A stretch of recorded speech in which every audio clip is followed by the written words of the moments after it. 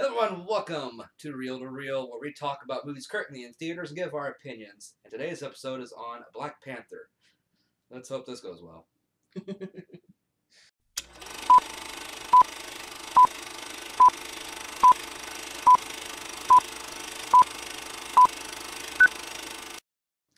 Hi everyone, I'm Zandrous. And I'm Drifter. And this is Cleo, the newest addition to Drifter's family. She'll be joining us for some of this, I think. She's not giving us much choice. She's very needy. And very literally, because these claws are kind of sharp, but stop. She loves you. I mean, it does kind of work. So we're talking about, a movie about a big cat. So we got a lap cat for it. Your prop today. Is that okay? Yeah. I think she's enjoying being your prop. Apparently. But so yeah, we went and saw Black Panther yesterday. We actually had a scheduling issue, so we couldn't actually record directly after seeing the movie. So since we've had a little time, we'll let it kind of simmer. I think this should help a little bit. Though I was ready to talk about this yesterday. I've been talking about it all night since yesterday. A lot of my friends and different people I've been playing with online have seen the movie, and we've been having a good general discussion about it. Sorry, go ahead. She's just kneading. She's very comfy, apparently. No. That's kind of my hope. I have very comfy thighs. I haven't been talking as much, so I did talk with a couple of people, giving my general opinions about it. But that's kind of what we're going to do here. We're going to give a general opinion. You're shedding. And then we'll go into spoilers here in a little bit. So we're not going to spoil right away. We'll let you know and tell you the timestamp where to skip to later on in the video to avoid it. So, general thoughts. I'll let you kick this off since you have a topic cat. Topic cat. You're the this one. Is our talking stick. Yeah. It's amazing. I have all the power now because I have all the cat. Yes. You have to say those that hold the pussy hold all the power. You know, this is true. Yeah. I actually quite enjoyed the film overall. I felt that the story was strong, was solid, was very well paced. The cast absolutely nailed it. Mind you, I'm not a huge comic book nerd, so I don't know the canon behind the Black Panther story and all that. So if there were deviations, I wouldn't have caught it. I'm much more of a sci-fi nerd, and this movie hit my sci-fi aesthetic perfectly. Absolutely pitch perfectly. I loved the ships, I loved the general tech, I loved the overall feel of Wakanda and their technological level and all that. It was just very good. The actors all did a fantastic job playing their roles. They all felt strong, they all felt confident, they all felt like real people and not like cardboard cutouts. So you actually got to see people go through emotional arcs, go through a lot of development, a lot of learning, and really changing and growing as people. I mean, even by the ending of the film, I felt myself sympathizing, while not agreeing with, but sympathizing with the plight of the main antagonist. And that's something you don't get a whole lot in movies, but, I really felt something for the story and these characters. Even the soundtrack was a delight to listen to. It was a little hard to describe. Bit of a fusion of tribal rhythm and whatnot with modern elements, and just overall very, very enjoyable. Yeah, I pretty much have a lot to say on the same aspect. Characters. I did not have a character I hated in this movie. Not a one, which is good. Yeah. Generally speaking, when it comes to the plot, there was a very steady pace going throughout. So it didn't feel rushed. It didn't feel over long as far as the plot goes. It felt like it was just the right length and just the right amount of depth without it being too deep that no one will get it and too shallow that everyone just doesn't care. It was a nice blend of having the shallow aspects, which are necessary in a story, but then having the much deeper elements that help make it a really rich story and helps make the characters much richer for it. As far as the music goes, it was an interesting blend of, I guess we call it African tribal traditional music and hip hop. And I'm not a fan of like hip hop and rap, but in this movie, it's used really well. It's not in your face and overbearing. It matches the mood. Some of it has really good beats, which I'm not the kind of people like kind of gets into like all these different styles. Like I'm very much a rock person, but I still like that kind of like early '90s hip hop style a bit. And this kind of felt like that, where there was more meaning behind it rather than just money, hoes, and my riches. I can't stand that shit. It's so shallow, but his music was nice and rich. I have listened to a much wider variety of music, and for me, generally, I like anything that has a good beat to it, some rhythm, something you can kind of flow and feel. You know? Yeah, but what I'm saying was this wasn't shallow. Oh no, Is no, why no. is why I was more interested in it. It was much more. It was much more rich. I have to admit that I do listen to quite a bit of rock, but I also get into a lot of this more symphonic, more. Yeah, I'm Yeah. definitely that. This movie had that in spades too. Like when you look at the more, no, you dare touch that chord. Cleo, please don't. She does like to play with chords. Yeah, we'll put you out if you start. We'll try not to have Kitty distract too Come, much. little one. But yeah, like as far as like the African tribal style music, there was more than just like what you would find in more like basic presentation of that kind of music in like documentaries and stuff. There's very much the infusion of a kind of symphonic addition to it, which really helped bring it out and emphasize it a lot more. And again, it matches so much with the visuals in this movie, which were fantastic. Uh, Uh, the aesthetics of like you're talking about the sci-fi elements were so good. A lot of these ships had me going just like giddy because I'm a sci-fi guy too, but I'm also a superhero person, and this tickled both of those for me just right because I love the way they updated the Black Panther suit from Civil War because this is a different suit that we're seeing. And on top of that, you have the different tech with the ships, the little gadgets, and that was just so much fun. I've always been a fan of the idea of biomechanics, living technology. And while these ships themselves don't actually aren't actually alive, the main ship we see has a lot of frills, a lot of extra moving parts that gave it a very soothing, organic feel to the point that the ship itself could at times feel like its own character. I mean, it was just very well designed, very well articulated, and extremely well drawn and animated. I just Same with the background ships like the Dragonfly Oh yeah, looking the ones. Those dragonfly. were so cool. Mhm. I'm like, I would love that.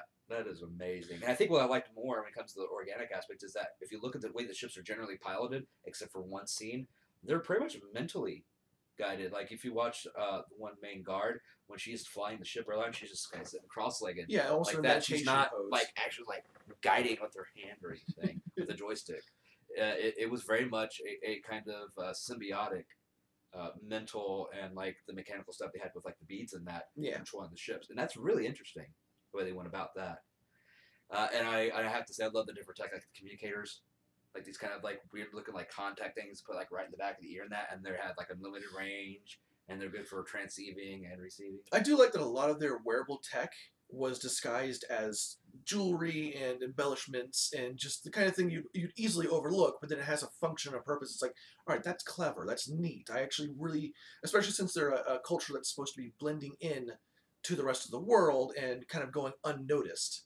So wearing your tech as jewelry and just Not that they go out very often, to be no, fair. but Most still, of it's a their clever stuff, way of getting around that. it is, and I thought it was fantastic. Um, what else was there I wanted to talk about? So we talked about a little bit about the characters uh, and the story, which we're going to get a little bit deeper into here very soon. Uh, Was Go ahead. Oh, you're fine. I will say I was very impressed with how they did the female characters in this movie. None of them felt like damsels in distress. There were no wilting flowers. They were all strong, independent women who had goals, had their drives, had their ambitions, had independent ideas, and really did move the plot along. And really, without them, honestly, a lot of the movie I feel would have fallen apart. Yeah, no doubt. And the fact is, there is a portion, not very long, but a portion that focuses just on Just the main female characters, sans token white guy, who was there, but he was kind of being brushed along with it. He wasn't moving the plot; they were. yeah. And there's conflict between at least two of them at one point due to ideological differences, Mhm. which I think is one of the strong points of this movie is that it's not just strictly good guy, bad guy. There is some gray area in between where there is the good and the bad, but then you have these little elements where it's personal differences and It, thought processes, how the world works, and how the world should work in their societies. It was really good. it's more a story of differing ideologies rather than a set good guy, bad guy narrative, which I think really helps in building the sympathy that I began to feel towards the antagonist near the end of the film. Yeah. You kind of get to understand why he feels the way he feels, and why his goals are what they are. And while you don't agree with him, you still feel like you want him to succeed in some level, in some regard. You want to see him almost redeem himself, and just beautifully, beautifully done. I have to say, as a writer, I was incredibly impressed. I was just somebody. I mean, I go in and Drifter here, very layman when it comes to Black Panther. The most exposure I've had to Black Panther mainly was Civil War. That was it. Very little aspects in the comics, mostly from online reviews and stuff. I don't read a lot of comics. I just like superheroes. So I was going into this without any preconceived notion of Black Panther outside of, oh my god, he was awesome in Civil War. I can't wait for Black Panther. And I wasn't disappointed with this movie at all. I've heard a little bit about Black Panther lore, but by and large, not a lot. Yeah. My stepfather is a fan of the series, so. And from what you were telling me when you were talking with him about it, he seems excited. Oh yeah, he definitely wants to go see it, and I definitely recommend, if you're a fan of these movies, going out and seeing this. Oh yeah, even if you're not a fan, go see it. If you're liking the Marvel movies, it's a must see. If you don't like Marvel movies specifically, but you like good movies, still this is that. Go see this. Yeah, because the good thing about this is that it's more or less self-contained. It doesn't. You do not really need to see Civil War to watch this. It helps, and you don't really have to go see Infinity War after this. It doesn't really tie in too much into that, but it'll help a little bit and give you more of who Black Panther is as a person and as a character and as a hero. But beyond that, you can just go see this as far as like just within its own little world, and it's still good. Just worth it. Mm-hmm. So that's our general thoughts. Good movie. Yeah, excellent. Really go see it. I highly recommend seeing this movie, and I will happily go out to the theaters and watch a Black Panther 2. Oh yeah, I want to see where this narrative is going. You've got me hooked. You've got me interested. I want to see what happens. I want to see Black Panther in America. I want to see the fallout of those two cultures coming to clash because, like I said in the movie theater to Zandrous here, Wakanda going up against the United States, the way this country is, America is, that there would be a real butting of heads, a real conflict, because America ideologically is about where the antagonist was, whereas Wakanda is much more altruistic, has the interest of the entire world more at heart than now I feel. It does. Yeah. Because before that was very isolationist. Yeah, they were extremely xenophobic, very isolationist, but now... I wouldn't even say xenophobic to that extreme. It's not the hated people. They just didn't xenophobia isn't necessarily hatred, more a distrust of outsiders, and definitely have. But they had a distrust. But the distrust went to just everyone in general who just wasn't Wakanda. Which again is I know, but it was a lot of times to look at xenophobia is a lot more of a. It does have more of a negative. Aggressive. Yeah, it does have a much more negative connotation. Yeah. But the actual meaning of the word. Yeah, I get you. Yeah. I know. It's just. Sorry. The way we look at xenophobia and isolationism. Writer, vocabulary nerd, it's going to be I know. This is a semantics argument. But. Welcome to our lives. But we're going to go ahead and get ready to go into spoilers. So if you do not want to hear anything specific about the movie and you want to go see it, which we highly recommend, go to the timestamp here, and we'll go back to the general wrap-ups and give you our ratings. So from here on out, if you're staying with us, you've been warned, spoiler territory. If you're not staying with us, go see this freaking movie and then come back and watch the rest of this. Yes. All right. So yeah, T'Challa, our main hero. I loved his character in Civil War. I'm really glad we got to know more about him in this movie. Oh yeah. Because his conflict as Black Panther and as king was very interesting. Because he had to deal with the traditionalist view of isolationism and the legacy of his father, and then that he really cared about his father and greatly respected his father, so he felt he had a great weight on him to live up to that.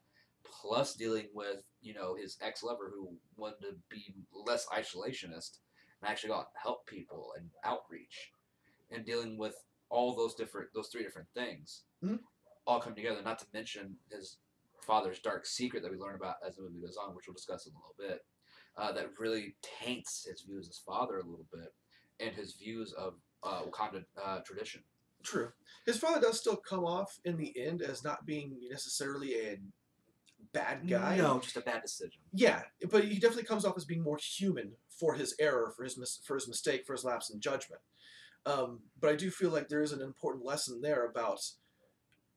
Well, they kind of touch on the idea of the sins of the father becoming the sins of the son, and that you can rise above and beyond the mistakes of the mistakes of your forebears, which is an important lesson for all of us to take in moving forward, regardless of situations. We are not just our parents' children.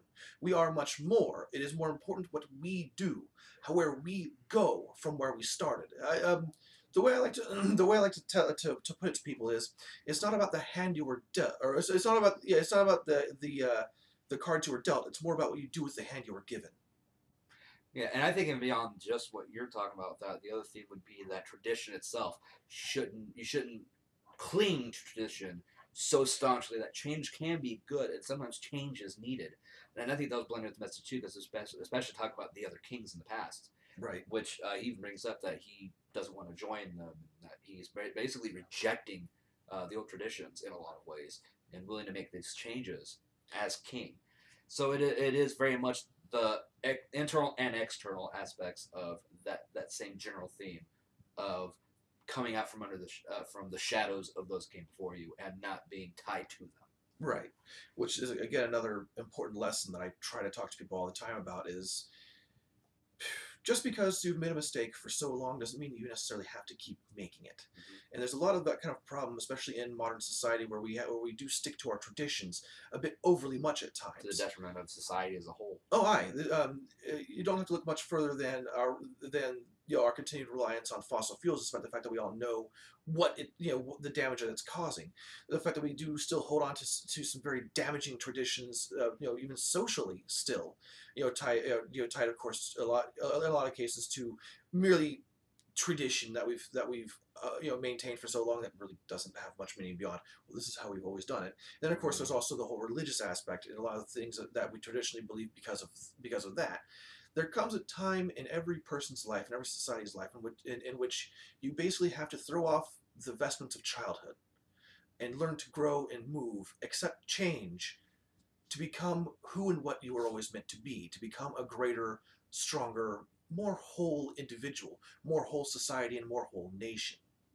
And really, I feel that's kind of the overall theme of this movie, is learning how to remain true to yourself and true to your roots without having to be beholden necessarily to the mistakes of the past and doomed to then repeat them. To instead be able to embrace change, to embrace a changing world and become a driving positive factor within it. I couldn't have said it better. I really couldn't, I think. Let me get a better vocabulary between the two of us on that. It also helps I'm a philosopher.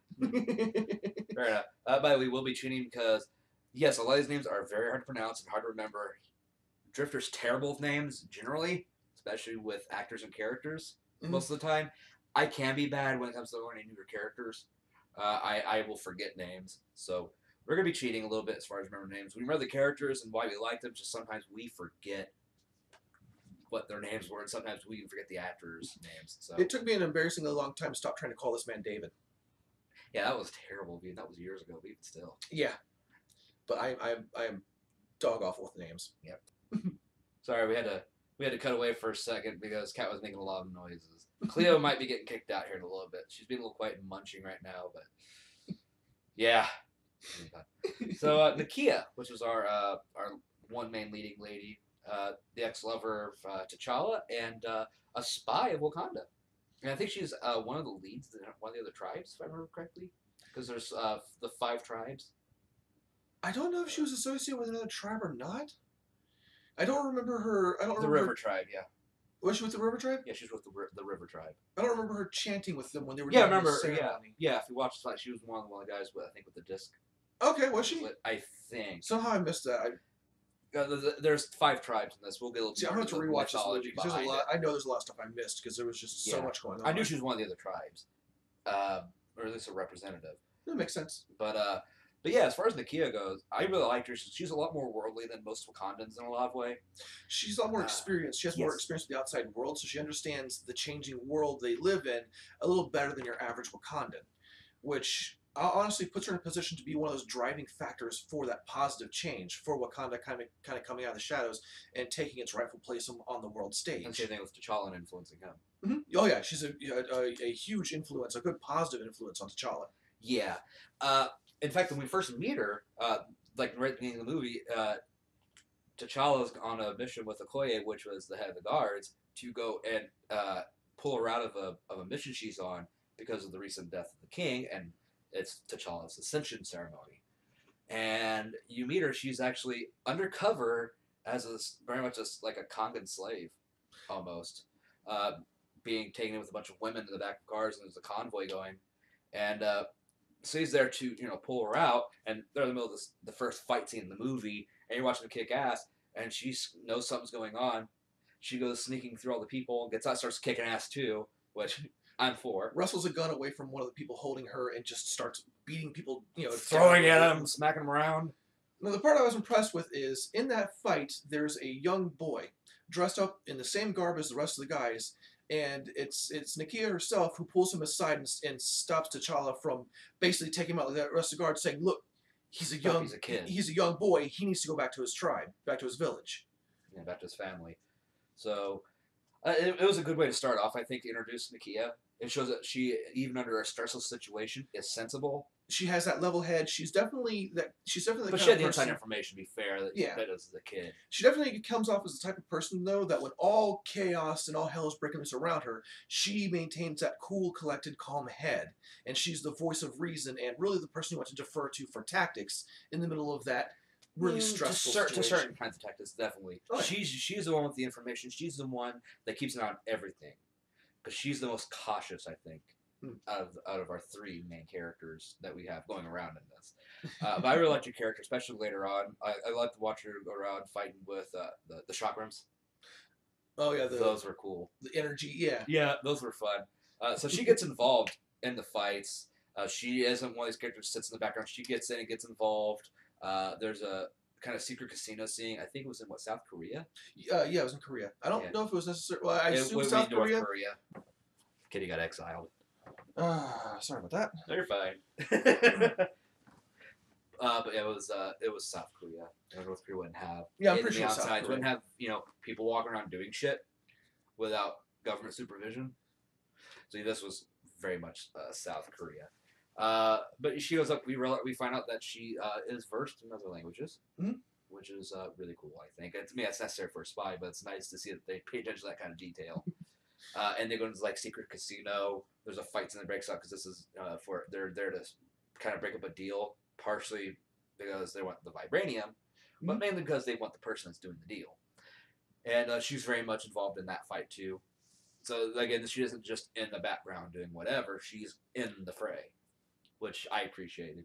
Oh yeah. So because she was fun. I really liked her overall. She definitely could handle her own. Yep.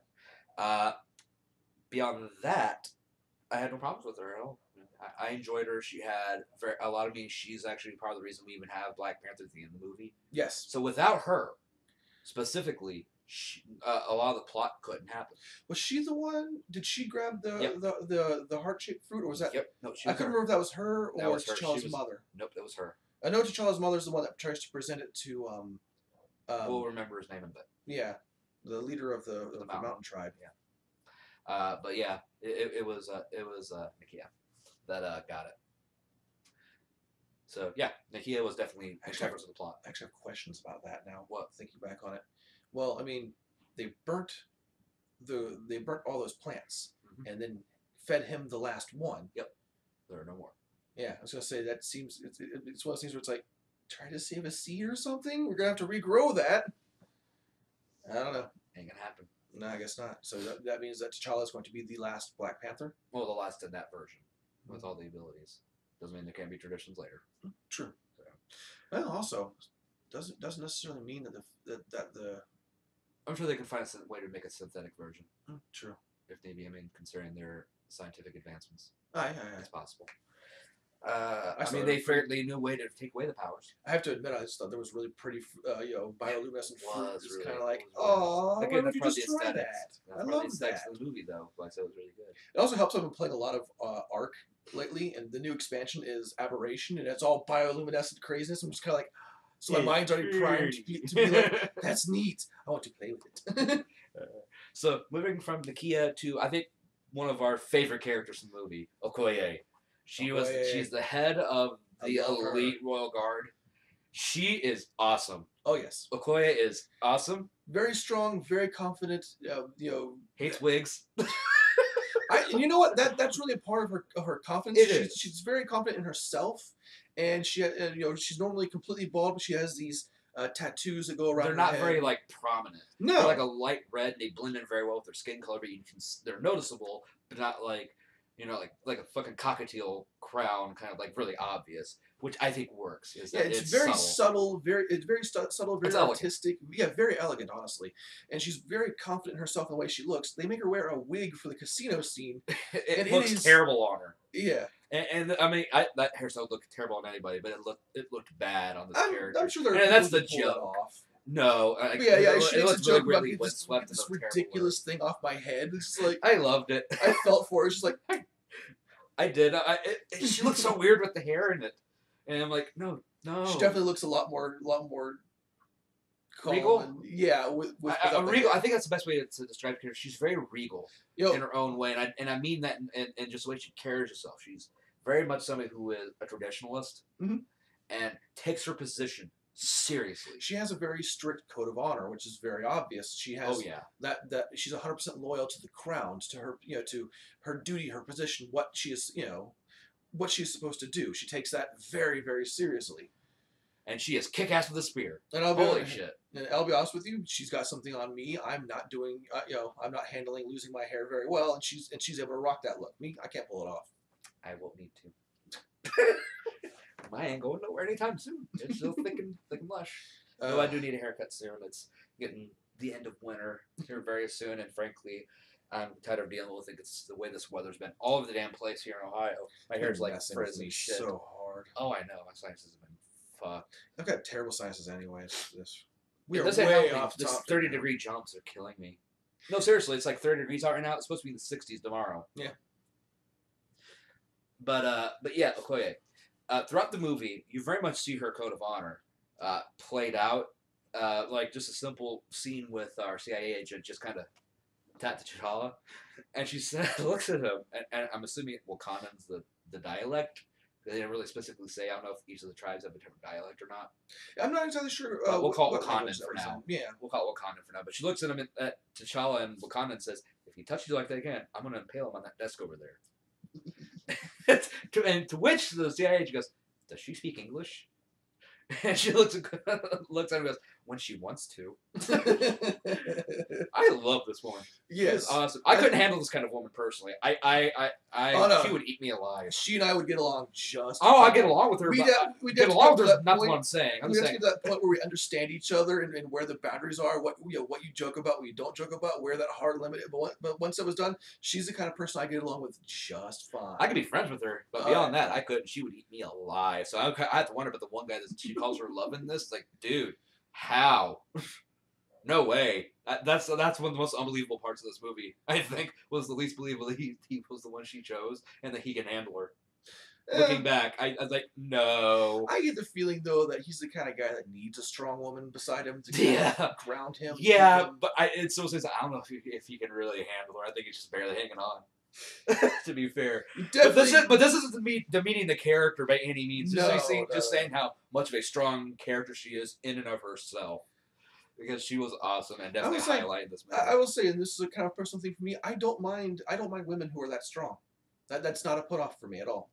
But then again, I've kind of been through hell and back, so strong personalities isn't necessarily a turn off for me. It's more someone's like, I know my personality. It's what I'm saying. can handle the kinds of crazy shit that happens in my life, and I respect that and can feel attraction for someone with enough inner strength to pull that off. So no. Not a bad thing at all. Hits the right notes for me. Yeah, she and I get along just fine. I ended up with a spear in my chest because I'm an argumentative asshole. If I disagree, we can disagree. But if it's more like I know she's wrong, and I would stand up to her and I would hold my fucking ground, she would scare my ass in a heartbeat, kind of deal. That's why I was saying we couldn't get along beyond friendship. But I'd definitely be friends with her. She seems fun. And her rhino. Her rhino friends. And her rhino. She makes friends with the rhinos. Well, admittedly, the first time you see that rhino, it's in a pen, and she's feeding it fruit. No. It wasn't her. It was Loverboy. I was pretty sure. No, because she contacts them over the thing. Oh yeah, no, she wasn't seen. For some reason, I was thinking that she was around. There. No, she's around them a lot, so that's why they recognize her. Yeah. It's the whole. They have a connection, and she has a connection to the rhinos. Well, there's rhinos in armor in this. It is her tribe that's keeping the rhinos at any rate. So I'm sure she has all kinds of contact. Yeah, because remember Border tribe. Yep. it was her She husband. is from the border tribe. You're right. And it was her husband that was riding one into battle. He's the one who called them into battle. Are they husband and wife? I thought they were just lovers. I'm not sure if they're actually like married. I assumed they were, Um, I might be assuming a bit over much there. let me look. It doesn't say with Wakabi. That's his name, by the way. Wakabi? Yeah, Wakabi. Yeah, Okoye definitely a high point in this film. Oh yeah, one of the, for sure. Definitely one of the strongest characters. Definitely one of the characters that I wanted to see go forward. And yeah, and I think one of the strongest scenes she has is when her and Nakia are having their disagreement, when she's hiding the queen and the princess after T'Challa fails the challenge. Yeah. Quote fails. We'll come back to that, but she's wanting Okoye to come with her. She's I can't. I have to stay here because she is bound by her duty to the throne, and she even says as much. She says, your duty, it's like my duty is to that throne and whoever sits in it, regardless of who sits in it. So it's to the country and to the throne, whereas Nakia is to the country and to herself. Right. And it's an ideological difference, and you don't hate Okoye for taking the stance. You might feel disappointed that she's not going to just follow along, but you understand it and you can respect it. Yeah, you understand that this is something that she feels very strongly. This is part of her moral code. This is who she is, what she believes. And she's a traditionalist. Yeah, she is. She is the general of the Wakandan army. I assume they kept the head guard. Head guard. Yeah, I believe they kept referring to her as a general. She the way they put it is she is the head of the Dora Milaje. I am going to fuck up these names horribly, and I'm sorry. Which is the all-female special forces who serve as T'Challa's bodyguards. So I assume she was. I assume she was like the royal military guards. officer. There's everything. More or less. I would have believed this woman as like the top no military doubt, advisor. no doubt. She has that. And I will say, if Hollywood does that bullshit they like to do, where they replace the actresses between movies, I will be so disappointed because I don't think anyone could pull off this woman as well. Marvel's been pretty good about not replacing unless something happened. Oh my god. They've replaced 2 characters. They've replaced Hulk once. Oh, yeah. And they've replaced I can't remember his character's name. I remember him being a War Machine. I just can't remember his name for some reason. But Don Cheadle is the current one. He wasn't the first one, which was in Iron Man 2. Okay. If I remember correctly. So, or it might have been Iron Man 1. I'm sorry. He was in Iron Man 1. I haven't seen the second Iron Man, so Iron Man 2 is when Don Cheadle came in to become War Machine. But the original person that played that character was in the first movie. He didn't come to the second one, so they replaced him in that. That's a shame. I hate when they do that. You know how it happens. Unless it's a good valid conflicts reason. tend to happen. But I know that in Hollywood, especially older Hollywood, that was a huge thing where they would just take you'd watch one movie, then watch the next one in the series, and it's a completely different woman. And everyone's pretending that she's the same one, and oftentimes like her hair isn't even the right color and everything. It's like kind of like they did in the third Mummy movie where they replaced the wife character from the first 2 movies. They were all supposed to just pretend it's the same. It's the same woman. It's like why would I don't understand. We had to do that with. It's always driven me crazy. Batman. From Batman Begins to the Dark Knight, where Rachel's character changed. Yeah. It's always driven me nuts. It's like, that's clearly not the same person. No, it isn't. It's kind of hard, but yeah, I don't think they should replace her. Her name is, and again, I'm going to fuck this up, Denai Guerrera. I think that's how you pronounce it. Oh, yeah? But yeah, no, definitely. She was an ace in this part. Oh, God, yeah. Yeah, she nailed it perfectly. I would love to see her in some other films, and I want to see what her range is because she embodied that character. All right, so let's talk about another fun character, and I think the polarizing character from what I've been seeing in this movie, and that is Shuri, which is the younger sister. How could anyone hate her? I have seen people talk about how she's annoying. Spunky and up. She's a little sister, sure, but she's spunky and upbeat and fun, very intelligent and very wise. Very behind her memes. And call for reference, I'm sorry. The one thing I rolled my eyes at in this movie so hard was when Shuri looks at T'Challa and asks, "What are those?" And I gave the most audible sigh. He did. It was a groan. I'm sorry. It was a groan. He did, but I'd never seen the Vine or the meme or anything, so she introduced me to it, and he's just like, "Oh, it's a thing from 2 years ago." I'm just like, okay, I mean... It was a stupid thing from 2 years ago, too. But that aside, Shuri is a character I enjoyed because she is, like you said, very spunky in a good way. She's not like the hyperactive puppy. She's No. very upbeat though. Yeah. She is the tech person in Wakanda, especially, and for T'Challa. She's intelligent. She is resourceful. She's headstrong.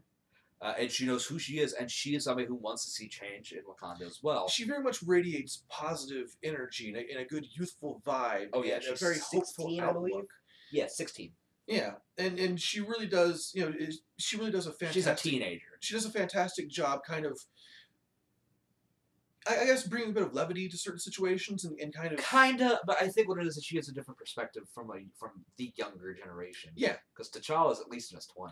and honestly, I find her character very refreshing. I liked her character. There's a lot of people that have kind of bashed her character as this and that, but bearing in mind that she is the little sister character and she's playing that archetype, she does it so well with such a good energy and a good exuberance that I can't find it within myself to hate her. No, for she was it. very charming. I felt she did it very well. Yeah, she was one that came up with the new version of the suit, where it was hidden within the necklace, like nanotechnology and vibranium in that, rather than just like the helmet and all that shit. Yeah, and then the suit on top of it.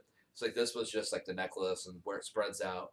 And she added this like weird kinetic energy buildup thing, which they can kind of create a kinetic energy pulse once it builds up, which I think is kind of cool. And she set her brother up. She set T'Challa so much for that.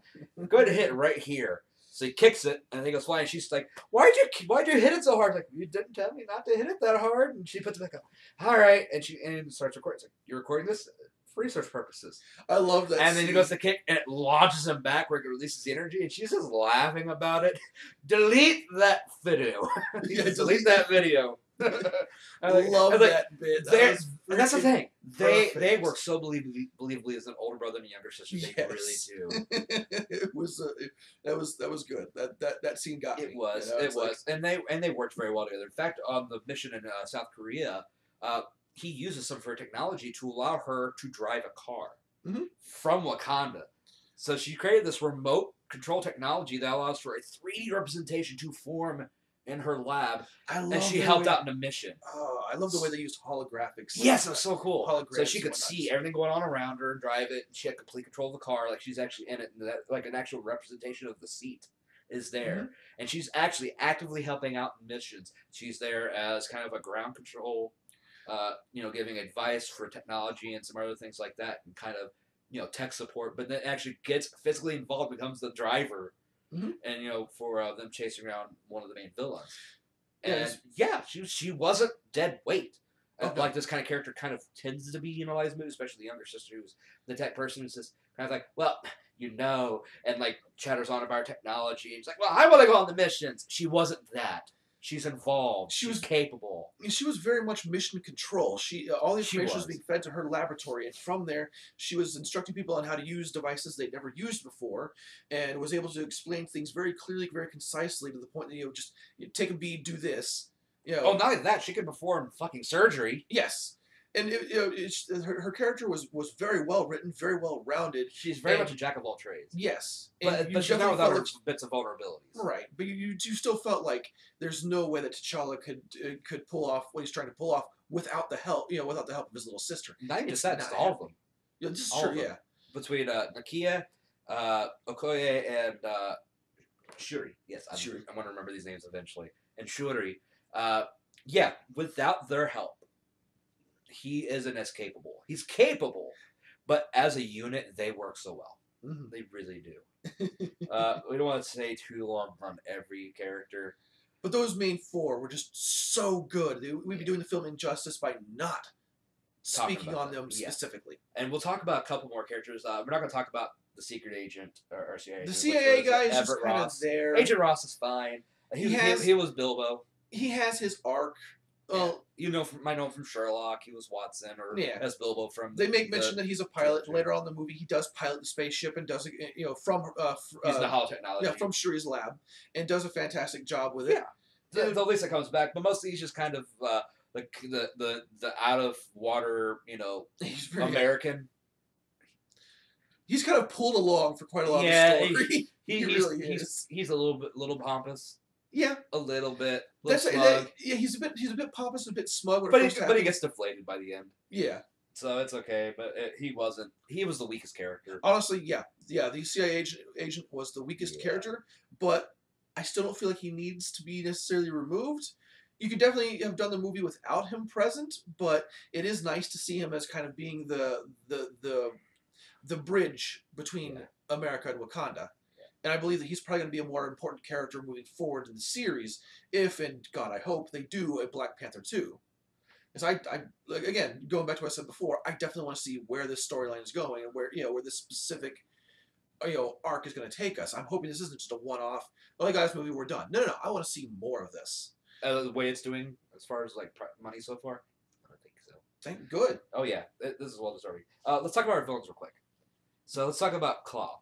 Clow. Is it Clow or Claw? Because it's Klaue. So is it Claw or Clow? Because the accent. It's hard to say. They pronounce it more like the Claw. The African actually is Wakandans. But Because I can't say it's Clow. like general African.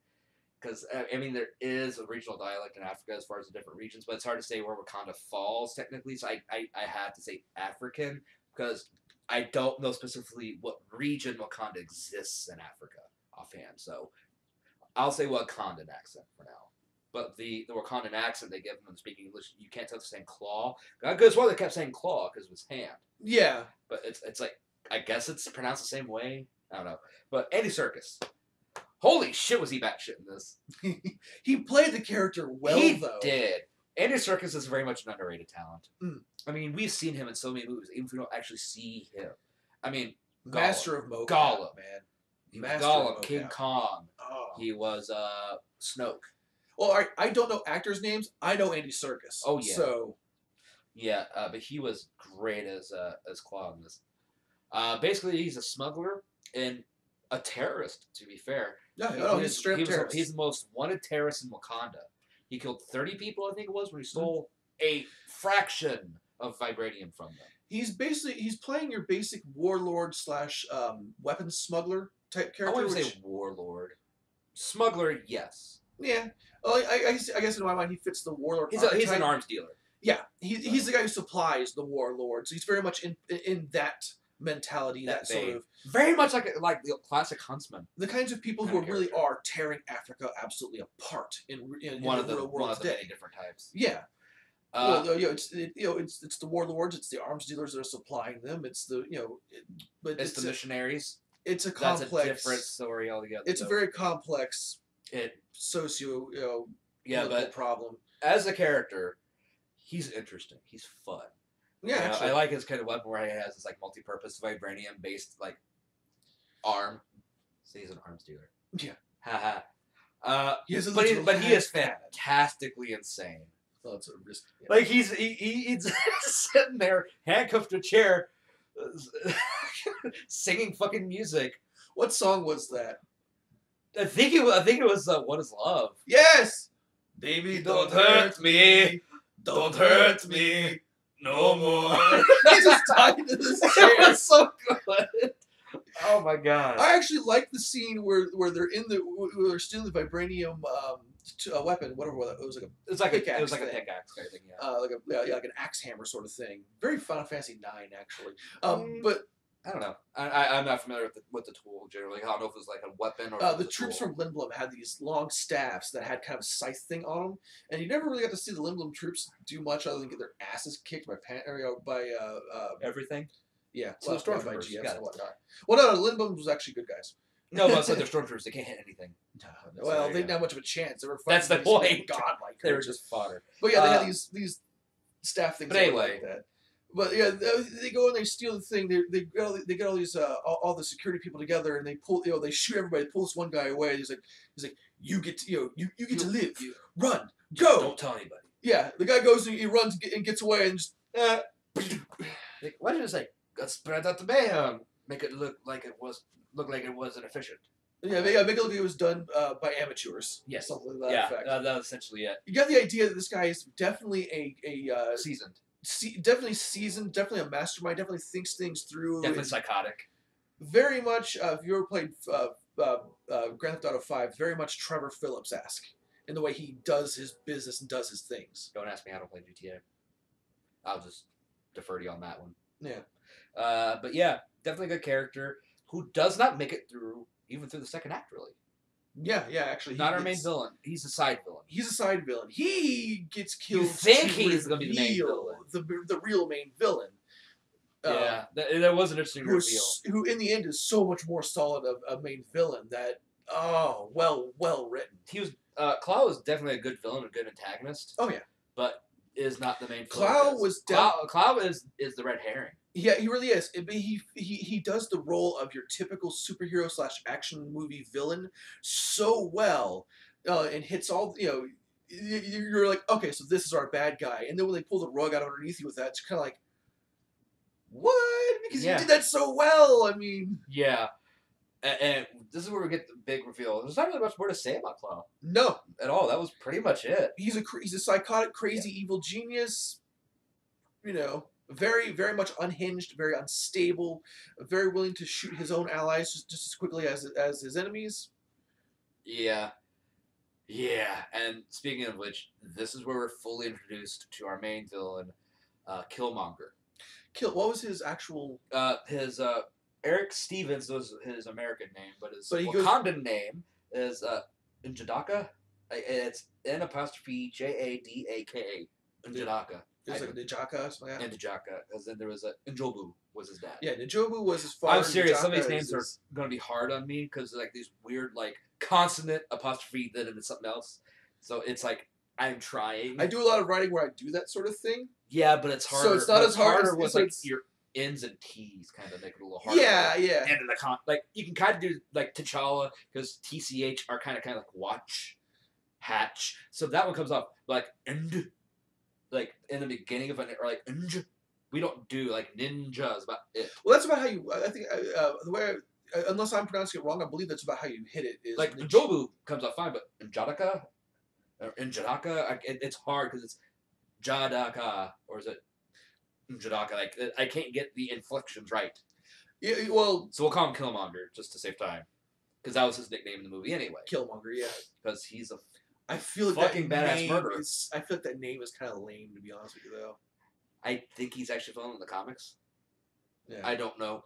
But basically, this is where the main story really begins as far as our villain story, because you see in the beginning of the movie where T'Chaka goes to basically confront his brother Njobu for helping Clow escape. They gave away the secret of Wakanda. And not only that, but killed a bunch of Wakandans in the process of escaping, all in order to steal a bunch of vibranium to then go and sell in the arms market. Yeah, he wants to help other Africans outside of Wakanda and outside of Africa, because he's in the U.S. is where he was stationed. He was one of the spies. Makes me wonder what was built with that stolen vibranium. Just the hand cannon? Because it was only a fraction. Mm. So as far as I can tell, just his personal hand cannon. I believe so. Don't quote me on that. I'm just taking a guess at this point because they don't really say.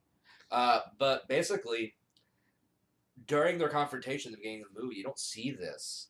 You see where the guy that was there with Njobu turns out to be a spy to spy on him, kind of, that T'Challa sent, ends up being like a family friend, the guy that does the ceremonial stuff in Wakanda later on. Very much a trusted advisor. Yeah.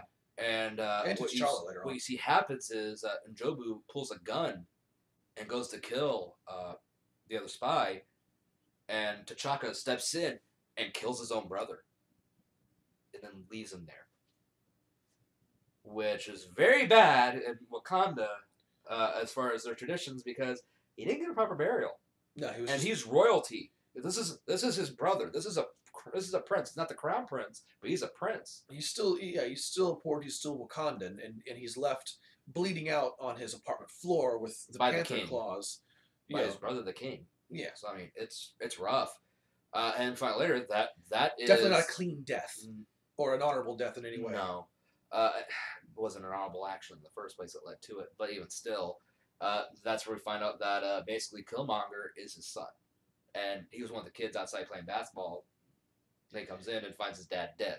T'Chaka just leaves him in America to fend for himself.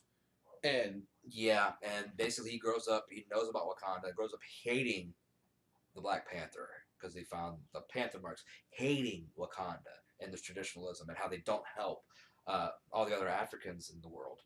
Yeah, because now he's left. He's left. Oh, over the L.A. I think it was. It was somewhere in Cali. Yeah, Definitely in one of the poorer neighborhoods. I'm assuming L.A. because I it's usually. don't think it was L.A., but don't quote us. Hmm. It's hard because we don't remember all the locations, No. especially with the weird like font they were using for some of it. I kind of like that font. I mean, the font was fine, but it kind of throws off a little bit trying to read some because like I thought it was an A, was actually an N. This is definitely a movie I need to watch multiple times because I know there are things I'm missing. I'm sure it was some of the things I missed, but I apparently caught things you did. So yeah, it's nice about having multiple eyes on that. Yep. But yeah, they leave him to basically fend for himself on the streets of America as now an underprivileged African American child, and it's rough just being an underprivileged child in America, period. But thrown into a society, especially in that time period. This was in the early '90s in Cali. Mm. This is around the time the Rodney King stuff was going to be happening. Right. So definitely a turbulent time. Yeah. And he's now left to basically fend for himself. I don't know if his mother was still around to raise him. I don't know. They don't say. Yeah, they don't necessarily. But his mother's American. Even still, being raised by a single mother, it's not a good place for anybody to be in. But he basically grows up with a vendetta. Basically, very much embedded in his mind. He goes on, basically becomes was it a Marine? He's a Black Ops soldier. Special forces, because I know they use him to destabilize governments around the world. Let's see. So we can go in there and do regime change. change. He scars himself every time he has a kill. He goes over to Iraq, so he becomes special forces. So basically, he's racked up at least 100 kills. Something like that. Something like that. And he has they specifically said he was racking up kills like it was a video game. So he's just a man who enjoys bloodshed, enjoys slaughter. All towards the one main thing, to get to Wakanda. Basically, he's the one that's been with Killmonger. Or not, with Claw. Let's be a bit confused on him now. But he's with Claw most of the movie as a partner. But then he turns on him. You get the feeling, and he's the one that kills Claw. Yeah, but you get the feeling through their partnership that he actually manipulates Claw into thinking that he's kind of 2-bit and just kind of a punk kid doing this and that. Who has some talent. But no, he's the mastermind. He's the guy that brings Claw down and just does it so well. I mean, and brings him to the border by your present, which endears him to one of the tribe's leaders for the border tribe. Mm-hmm. And who admittedly was of that mindset to begin with anyway, not as far gone as Killmonger. Boy, what's his name though? Give me a second, because I know his name. It is W'Kabi. W'Kabi kind of. He definitely represents the militaristic wing of the Wakandan government. Very much. I guess he's not quite their military-industrial complex, but he's definitely one of those Warhawk-minded individuals where he wants to. He wouldn't mind going out into the world and conquering or at the very least, pushing Wakanda's strength a little bit. Right. So Killmonger coming up and avenging his parents. Maybe this is the lefty in me there, though. That just throws off alarms and It wasn't very forefront though, his character. No. It was very, after Killmonger. It was very subtle in the beginning, but it is made mention of. Yeah. So overall, Killmonger comes in. Basically, his plan is overthrow whoever the king is because he has a legal right as the son of one of the princes in the royal line. Right. So he has the right to challenge. Does so. So he wants to take over. He becomes Black Panther. He basically goes to a scorch the earth tactic of burning all the flowers, the heart-shaped flowers. So it gets rid of all the fruits, don't create any more, which is a basic tactic. Yeah, the CIA guy points out this is standard tactic for his. No, I wasn't saying he was saying it's a tactic, and it's just a terrible tactic. Yeah, it basically goes in there and destabilizes their seat of power. There's not going to be any more Black Panthers. So if they get rid of him, they're now ripe for conquering. And he goes on because there's a lot. He basically wants to take over the world. Yeah, that's the thing, to take over and make Black people the dominant race through war, because they have the spirit, we have the weapons and technology. I think we can get rid of these colonialists, which is what he calls them. Right. And anyone that sides them, kill them and their families. It's basically he's turned into what he hates. Exactly. Yeah. That's it. He's no different at this point. And it's pointed out that way, too. So this is just us inferring. This is the movie saying that's what he's done. And here's the thing.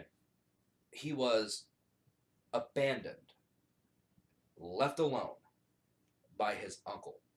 His uncle killed his father, left him alone, possibly parentless, in a country far away, essentially rejecting him as part of the royal bloodline and rejecting him as part of the Wakanda in general, and hid it from everybody. Right. There's this whole cover up where no one even knows that this poor child even existed. So he's been suffering alone, unknown for his entire his entire adolescent life, his entire young adult life into adulthood. It really did warp him into the creature he became, into Killmonger. Yeah, and that's where you start to feel sympathy for him, and you start to understand where he came from. You kind of want to see him be redeemed.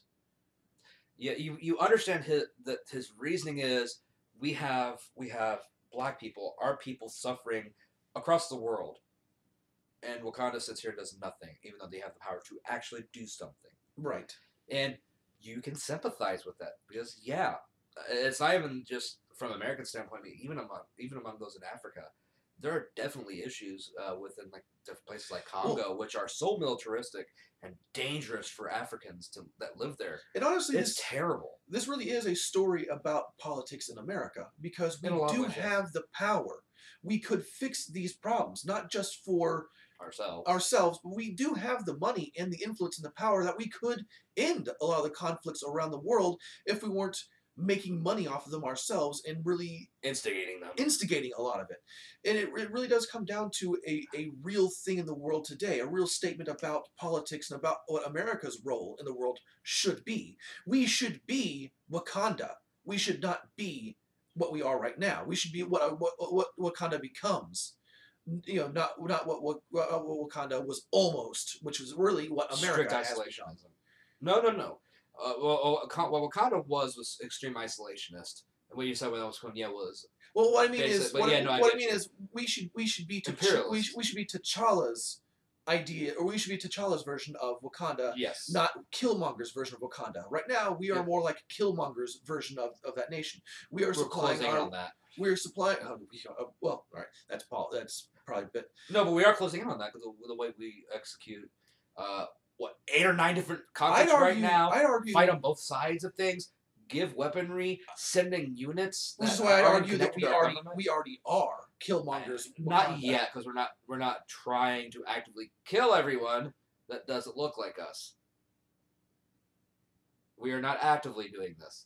There may be some people that want that, but we are not as a unit doing this. He was trying to make it a unit that does it. Right. He was going full blown.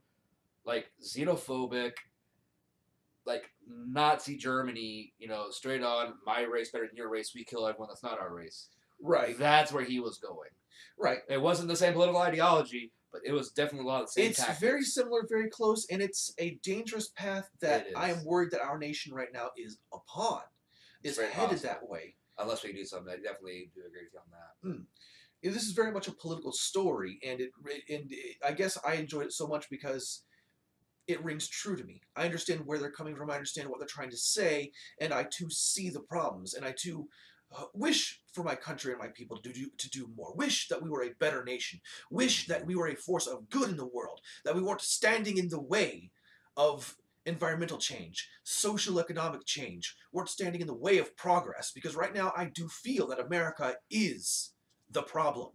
Is the source of strife. Is the most dangerous nation on Earth. Well, we are definitely most influential in that aspect. And I fear that we are not a good influence on the planet. Not in a lot of ways, no, but we could be, and that's the difference. That's the part that kills me. That really wrenches my heart when I think about it. Is what we could be, but choose not to be. Because of tradition. Because of tradition, because of profit, and because of this this foolish idea, this stupid, pathetic myth about American exceptionalism. Here we go with the tirades. It's political, but that fits with the movie, so it's okay. Actually, yeah, this is one of the main themes of the movie, and one of the reasons why I love this movie so much and why it really called to me is because this is what I've been trying to tell people. What I've been trying to articulate, and it's hard to express to some people. But I can now say, look, watch this movie. Watch Black Panther. They are hitting the topics that I've been talking about. They're showing the perspective from a fictionalized nation where you can pull your head out of us versus them. which really is a fantastic, useful tool for getting this idea across, for putting yourself into someone else's shoes, because the story of Wakanda, of them trying to become a better nation, really is the story of what America could be. It's a crossroads. It is. So. And I have to say that T'Challa puts Wakanda on the path that I want America to go down, because right now we are going down Killmonger's path, and it will only lead to a dark, dark place. It will only lead to the death of society, of this world, of this planet. And there's some people actually would like to go under T'Chaka's path, just being complete isolationists. Yes, which... And I think there's a way to blend that in there for sure, because we shouldn't be in everyone's fucking wars. We don't need to be everywhere and doing that. Aid's one thing. We don't need to have troops on the ground everywhere. That is where I completely disagree. Right. And agree with isolationism. One of the things that I've expressed to a lot of people is, because a lot of people sit there and go, well, what do you plan on doing about the Middle East? Nothing. Well, here's the thing. Getting the fuck out of it and sending resources if need be to where we fucked up. But otherwise, that's their problem. This is, however, is a problem that we did create. Yeah. And so some of it we created. It's not going to just go Some away. of it we created, because a lot of it was already there. All we did, sadly, was uncork it. That was our problem. We should be there to fix our faults, but we can't be there to fix every fault that's there. And a lot of it we was interfered not our in a fault. lot of elections and did set up a lot of the regimes that no.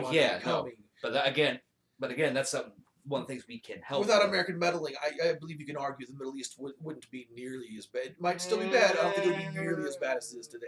That's argumentative because of religious views. And we can't say what's like there all the time because we're stuck with... And admittedly, I am further left than you. I understand. Well, no, it's not that. We're still getting it from the American standpoint, even if it's an American standpoint of the left viewing of... This is true. This is all our fault. Like, no, a lot of it's our fault, but a lot of it was already there. We must always be conscious of the fact that we do have that bias, that perspective, because we have only ever seen things from the American perspective, and within our nation, it is often difficult to get reliable information about what's going on from either side of the aisle. For real, in the world beyond our borders. Yep. So that's why I don't disagree with you completely at all that there are issues in the Middle East that are definitely our There's fault. good reporting out there. You just have to really look for it. But there are always issues there between Saudi Arabia and the Shia and the Sunni. But the one thing I keep telling people is the more we go in there and the more we murder people in the Middle East, the more we do these goddamn drone strikes and use our technology to terrorize people, the more you can't come up to someone and punch him in the face and then turn around and go, "Hey man, you want to help me out here?" Like, I'm sorry, you just punched me in the face. No way am I helping you change the tire on your car. Screw you, change it on your own. Or I might be like, oh yeah, sure, I'll help you. Just make things much, much worse. You punched me in the goddamn face. What we need to stop doing is going out there and murdering these people, blowing up their families, and then acting surprised when they join organizations that are fighting against us. What do you think is gonna happen? You can't win this fight. It's a war of attrition, and no one wins those. No, well, I mean, they always say that Afghanistan is where empires go to die, and I honestly believe that if we keep down this path, Afghanistan is going to be where our empire dies. Shouldn't be an empire in the first place. We are. We throw so much resources and crap at that war, and the entire time we're spending high Vietnam billions and billions and billions of dollars on this war. We can't afford health care for our people. We can't afford education. Afford education for our people. We can't. They're cutting Social Security, Medicaid, Medicare to pay for these goddamn wars. Well, and tax breaks, but the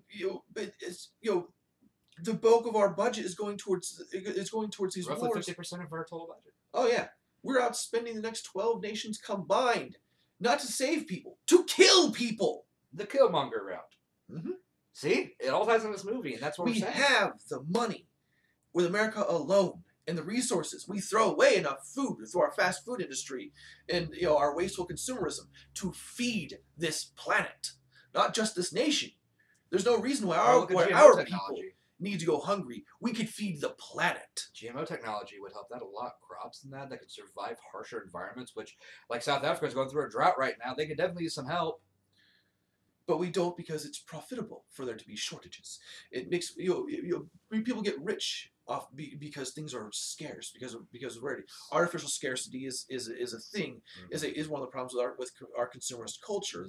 That's the whole reason why they throw away so many resources that could otherwise be used. Why so many products are destroyed rather than repurposed. Why there's so much waste inherent in our society, and it's to keep that. Excuse me. Yeah, and I've now kind of lost It's okay. the thread a bit there, but It's okay. But the it's point is tied Killmonger bad. Killmonger bad. But here's the thing. Even though he represents everything we just talked about, there's still parts we sympathize with him. You know, it's abandonment. It's being left by your family, by your people, regardless of who those people are and who your family is.